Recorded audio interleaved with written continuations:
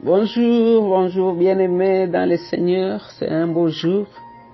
C'est le début d'une nouvelle semaine dans le mois d'août.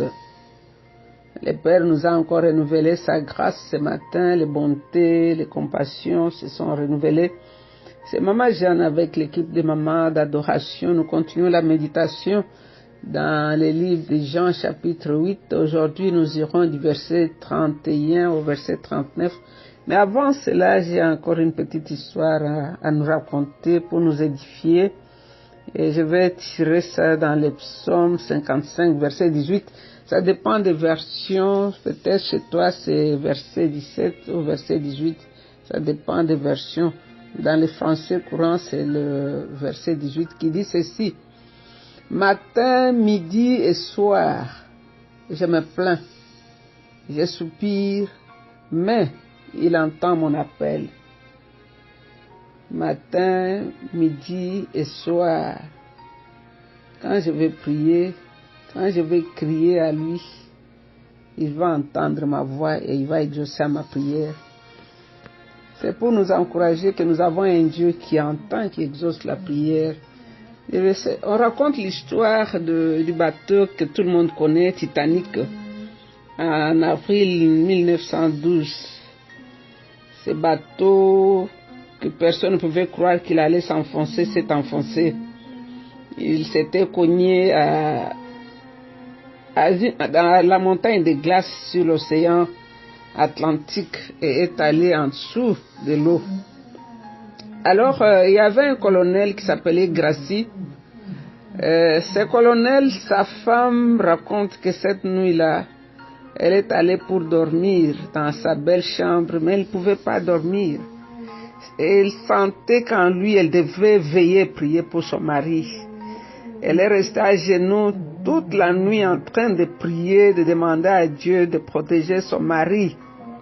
Toute la nuit, elle n'arrivait pas, mais vers 5 heures du matin, elle a senti la paix et elle s'est endormie. Et à cette heure-là, son mari, le colonel Gracie, était en train d'aider les gens à entrer dans les petits navires qui étaient là, surtout essayer de sauver les femmes et les enfants. Et lui-même, il savait qu'il n'allait pas survivre parce qu'il n'y avait pas assez de pirogues pour prendre tout le monde. Et quand le reste des bateaux s'est enfoncé en dessous des eaux, il était parmi ceux qui étaient allés en dessous avec les bateaux.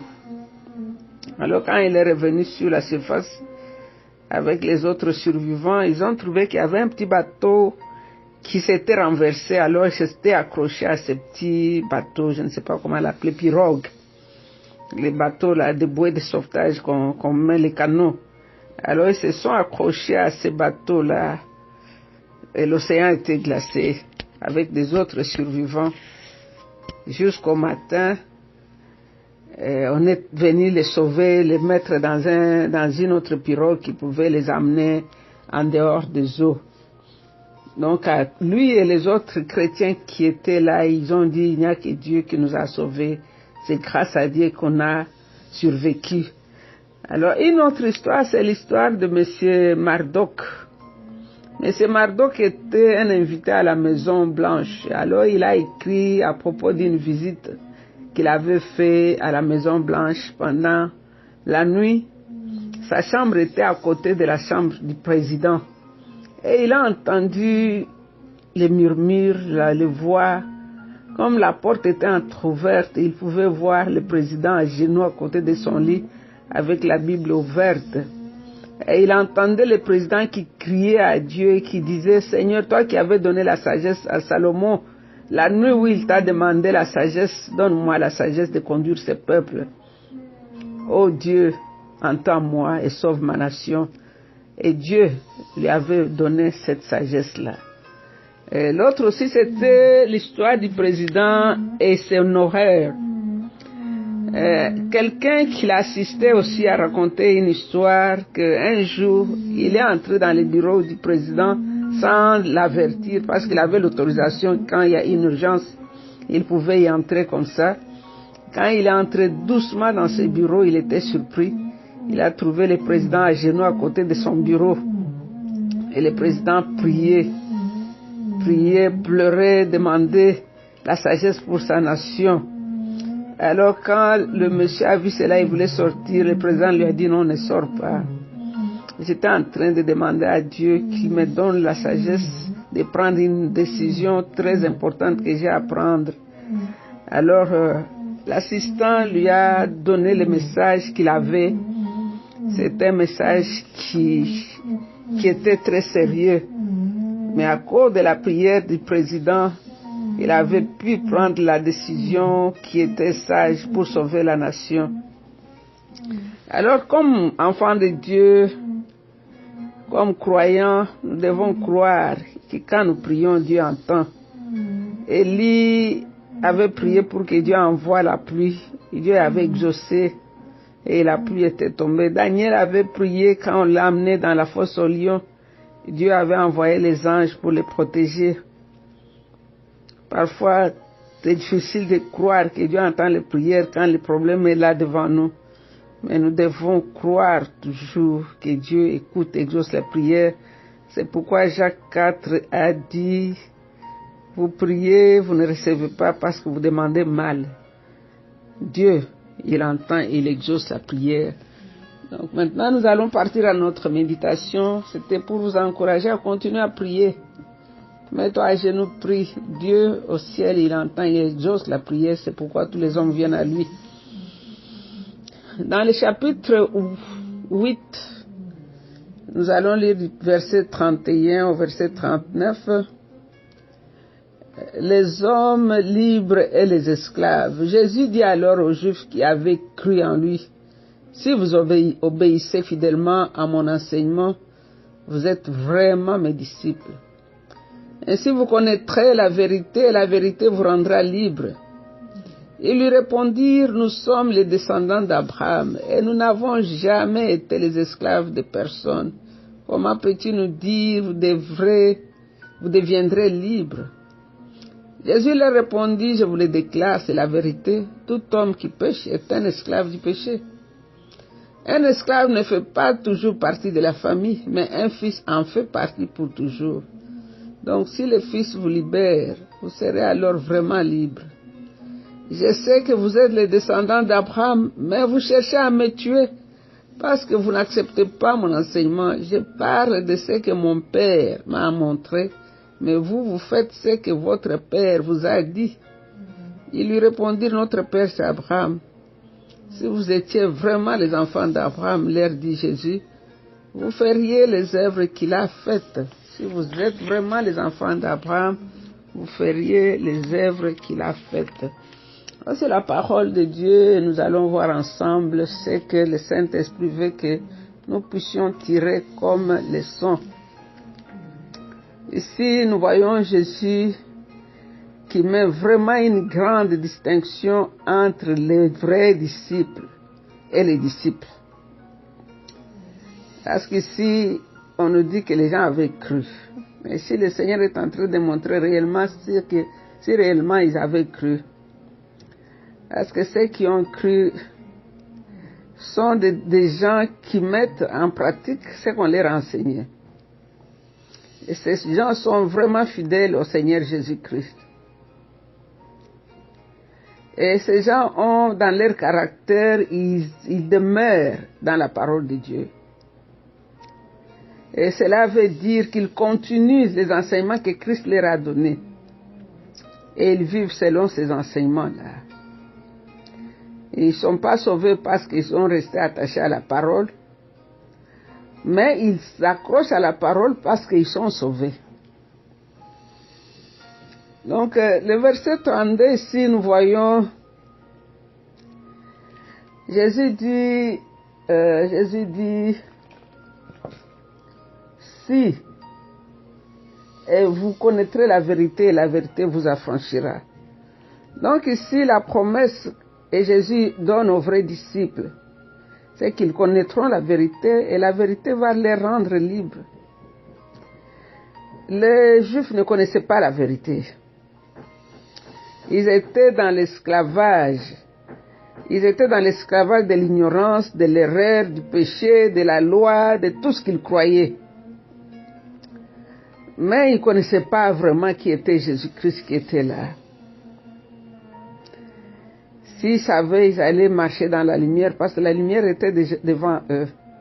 Et ils allaient être conduits par le Saint-Esprit, mais ils ont fermé leurs yeux. Ils avaient leur façon de croire qui était déjà positionnée dans leur cerveau. Et quelques-uns de ces Juifs qui étaient là,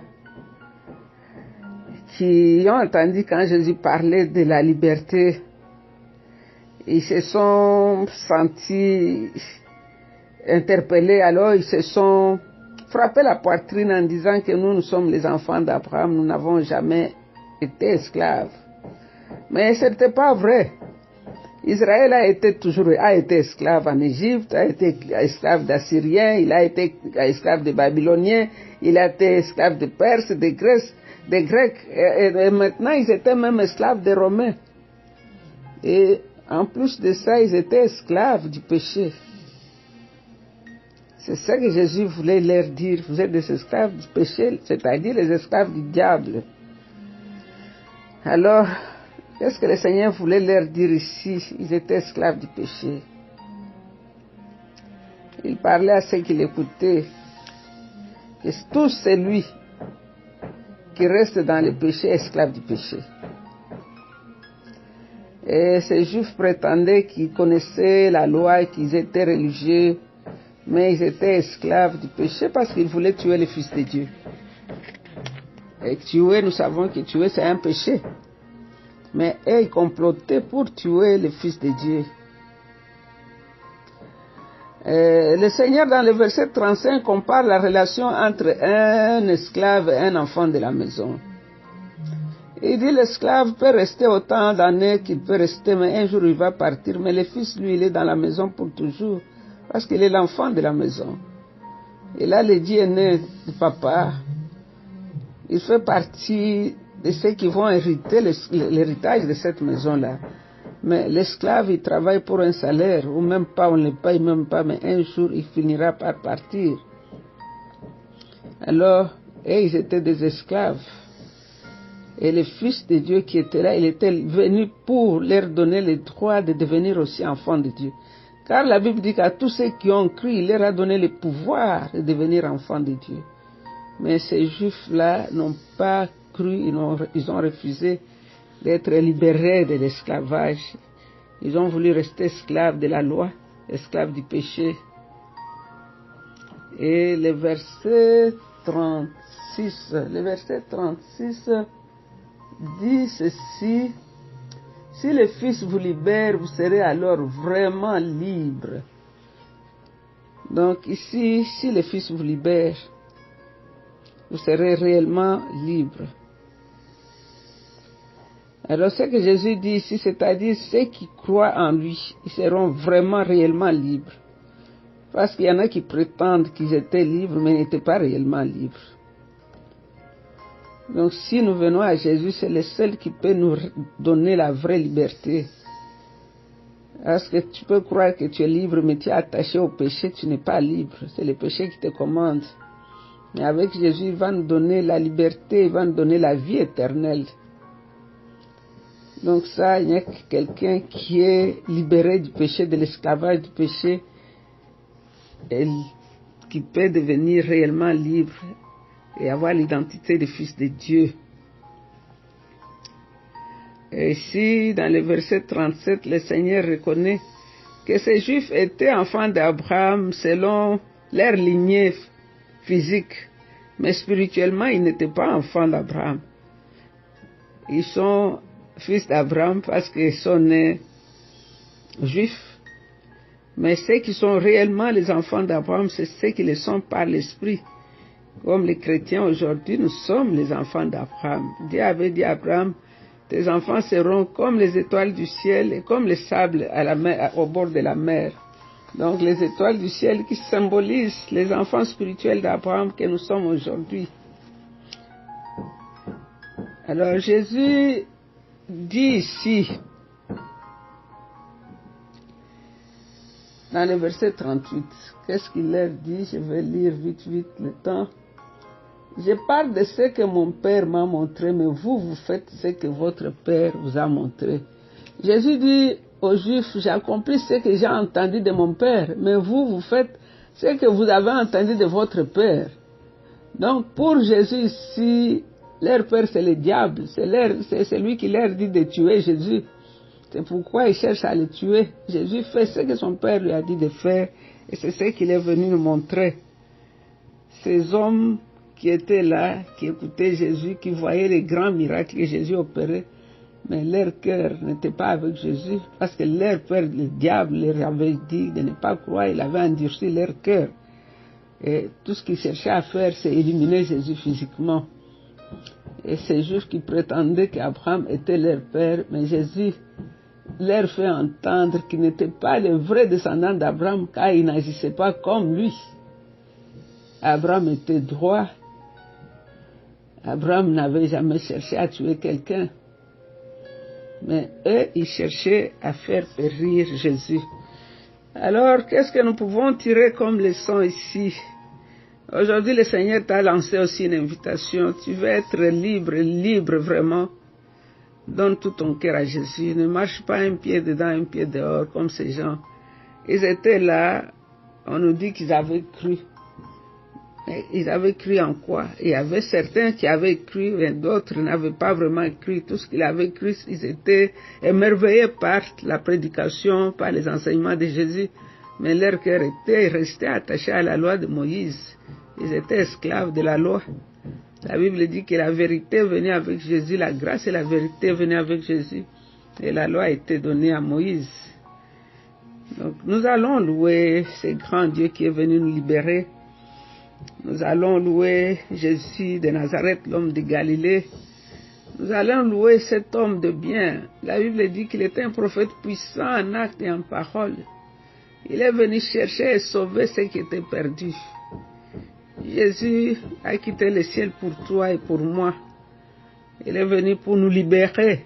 On était tous esclaves du diable, esclaves du péché. Jésus est venu dans la boue du péché, on était enfoncés, il nous a tirés de là.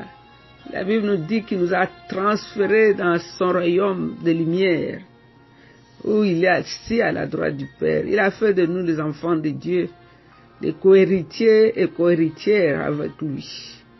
Avec lui, nous héritons l'héritage des saints. C'est pourquoi nous allons aimer cet homme. Nous allons aimer Jésus. Jésus, nous voulons t'aimer, toi le grand roi, toi le médecin par excellence, toi la porte d'entrée, toi le compagnon fidèle, toi l'époux qui ne trompe jamais, toi le père qui n'est jamais fatigué de ses enfants. Seigneur, tu es pour nous comme le parapluie qui empêche que les rayons du soleil ne puissent nous détruire. C'est toi l'arc-en-ciel qui s'est levé pour conclure l'alliance avec l'homme que je ne tuerai plus jamais par l'eau. Nous t'adorons, grand roi. Tu es le soleil qui s'élève après l'orage. Tu es le Verbe de Dieu, la parole qui a été faite chair. Tu es le Davar de l'ancienne alliance, tu es le Logos du nouveau. Tu es Dieu par toi-même. Mon âme t'adore. Toi le commencement et la fin de toutes choses. Mon âme t'adore, toi le parfum qui a été fait selon l'art du parfumeur. Mon âme t'adore, toi l'amoureux des amoureux. Tu es Dieu, Seigneur, revêtu de gloire comme de vêtements, tu te distingues parmi 10 000. Tu es incomparable, incontournable, incommensurable, tu es le seul vrai Dieu. L'image visible du Dieu invisible. Jean a dit qu'il a plu à Dieu que toute la plénitude habite en toi, Jésus. Nous t'adorons, toi le Fils unique du Père. Nous t'adorons, toi qui reviens bientôt dans la gloire et tout te verra. Nous t'adorons, Seigneur. Console un cœur ce matin. Essuie les larmes de quelqu'un aujourd'hui, Seigneur. Fortifie les bras qui commençaient à tomber, les genoux qui fléchissaient. Seigneur, raffermis un cœur aujourd'hui. Et c'est dans le nom de Jésus que nous avons ainsi prié avec beaucoup d'actions de grâce. Nous disons Amen, Amen. Vous êtes bénis, restez bénis. Bye. I love you.